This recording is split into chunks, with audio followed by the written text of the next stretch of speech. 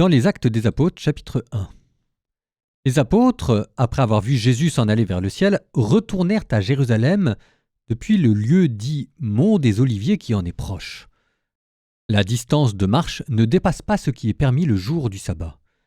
À leur arrivée, ils montèrent dans la chambre haute où ils se tenaient habituellement. C'étaient Pierre, Jean, Jacques et André, Philippe et Thomas, Barthélemy et Matthieu, Jacques fils d'Alphée, Simon le Zélote et Jude fils de Jacques. Tous, d'un même cœur, étaient assidus à la prière, avec des femmes, avec Marie, la mère de Jésus, et avec ses frères.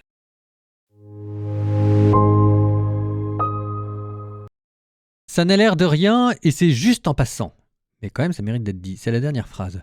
Tous d'un même cœur étaient assidus à la prière avec des femmes, avec Marie, la mère de Jésus, et avec ses frères.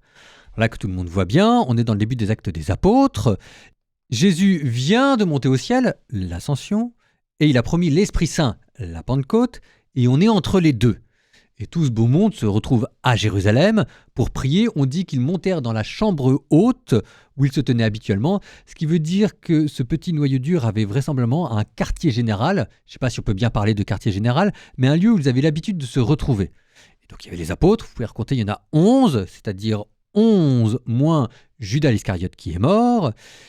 Il n'a pas encore été remplacé, ce sera dans les versets suivants. Et ensuite, on nous dit qu'il y avait avec eux des femmes, au pluriel.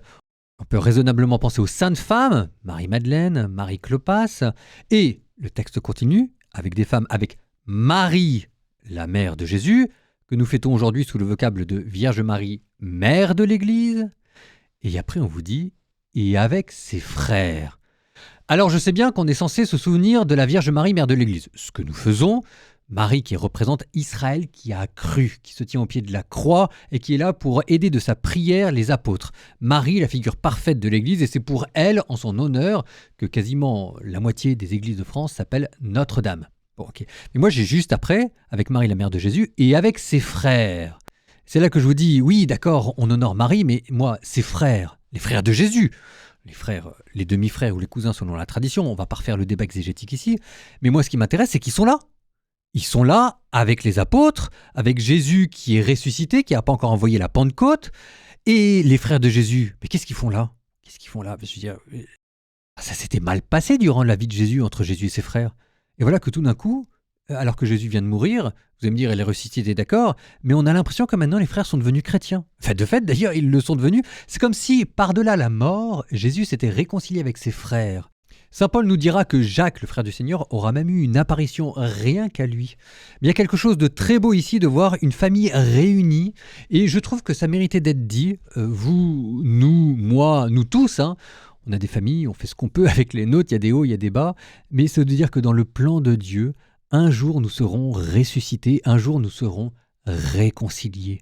Et si jamais ce n'est pas encore le cas pour vous, vous pouvez y voir dans l'évangile d'aujourd'hui une espérance pour votre famille. Je prie pour vous, je prie pour elle.